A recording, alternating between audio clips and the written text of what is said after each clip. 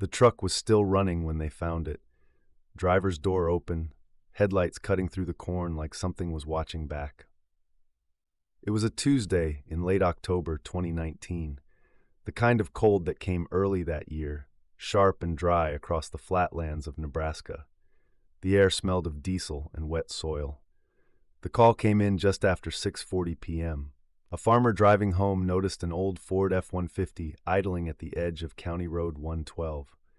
Engine on, driver's door open, nobody inside. The man assumed it was a local, maybe broke down, maybe nearby. But when he passed again 40 minutes later, the truck was still there. Lights on, exhaust fogging the dark. He called it in. Deputy Alan Merritt was first on scene. He'd been with the Boone County Sheriff's Office for 12 years, long enough to know everyone within 20 miles of that stretch. The truck's plate came back to Evan Foster, age 34, a mechanic from Albion. Clean record, married, 2 kids. Merritt's dashcam footage from that night became part of the file. You can hear his voice when he steps out of the cruiser. Engine's hot, radio still playing, no driver in sight. He calls out the name, no answer. The truck door hung open, dome light flickering. On the passenger seat sat a half-empty coffee thermos, still warm. The phone was in the cup holder, screen cracked. No wallet, no keys. But the truck was still running. The cornfield behind it stretched nearly half a mile. The rows were high, brittle with the coming frost, stalks whispering in the wind. Merritt shined his flashlight into the rows and saw a single line of footprints leading inward, deep, deliberate. One set going in, none coming out. By midnight, the sheriff's office, local volunteers, and a K-9 unit were combing through the field. Helicopters couldn't fly that night, too much low fog. They found the prints for about 200 yards, then they stopped, abruptly, in a clearing. The soil there was disturbed, pressed down like someone had kneeled. Nearby, they found a folded piece of paper inside a plastic bag. The paper contained one sentence, written in thick blue ink: "Don't follow the lights." No fingerprints, no signature. The ground where the footprints stopped was darker, almost wet. One of the deputies radioed that it looked burned, but there were no scorch marks, no smell of fuel. When the dogs reached that patch, they stopped too. Not afraid, just unwilling to move forward. Their handlers tried 3 times, same result. Evan's wife, Karen Foster, said he'd left home around 6 that evening. He told her he was driving out to pick up an old alternator from a farmer's barn, something he'd agreed to fix for cash. When investigators checked the barn, it was locked. The farmer who owned it said Evan never came. His last phone ping came from a cell tower just 2 miles east of the field. The final outgoing message, sent at 6:27 p.m., was to Karen: "Almost there. Be home soon." The phone went dark 4 minutes later.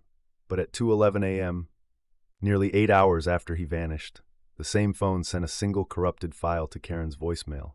It was 5 seconds long, a rustling sound, heavy breathing, then faintly, something like whispering, "Don't let them," and static.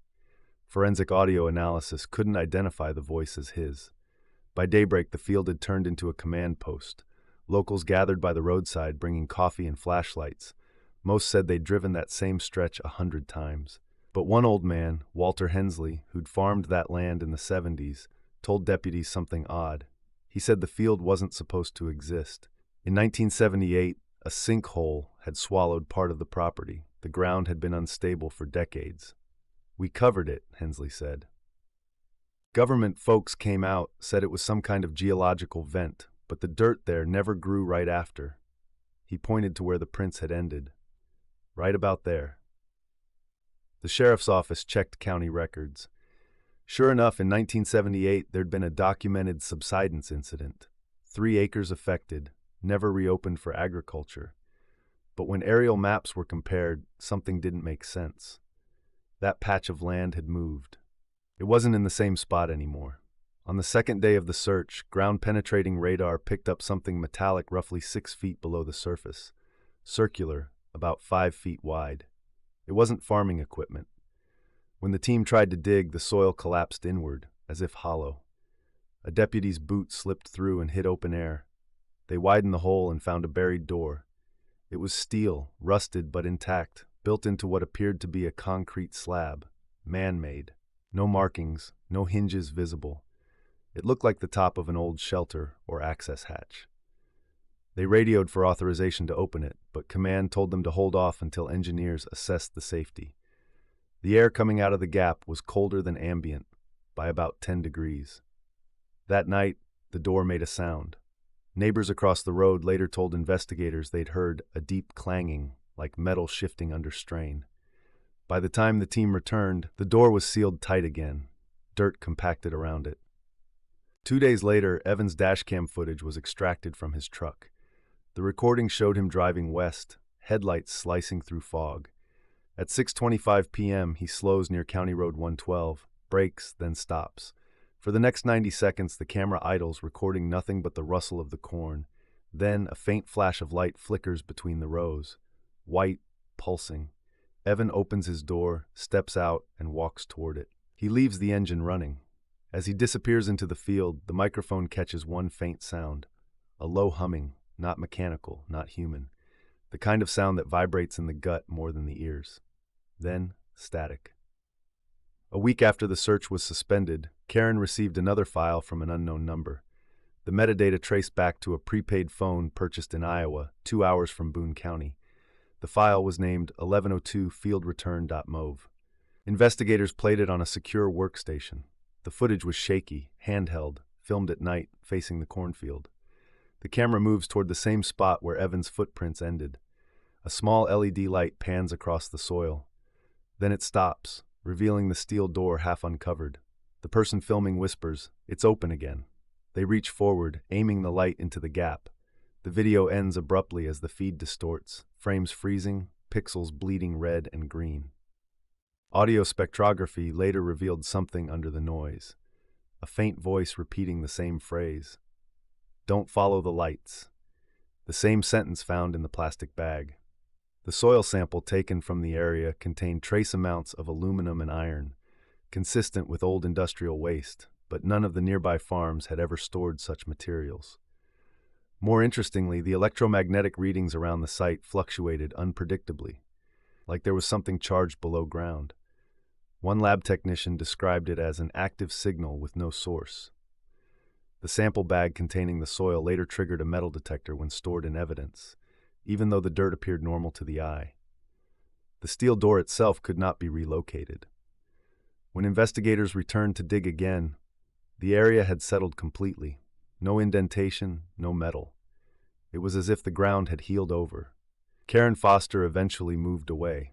She never changed her phone number, in case something came through again. She told reporters that once, months after the case went cold, she woke to her voicemail indicator flashing, but when she checked, there was no message. Just a 5-second gap of silence labeled field recording. She deleted it immediately. Locals still call that stretch of road Foster's Turn. Truckers slow down when they pass it, claiming their radios buzz with static, their GPS screens flicker, and their headlights dim just before the bend. Every spring, when the corn is cut back, the soil in that spot darkens earlier than the rest, like it's been burned from underneath. No new crops ever grow there. In 2021, a retired investigator from the Boone County Sheriff's Office anonymously submitted a note to a regional podcast. It contained a partial scan of an internal memo, time-stamped 11/3/19, 3:18 a.m.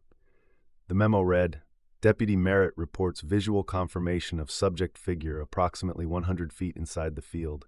Appeared to be male. Movement described as jerky, intermittent, vanished when spotlight passed over." That line was never included in the official case file. When the podcast team reached out for verification, the sheriff's office declined to comment. Merritt himself retired the following year.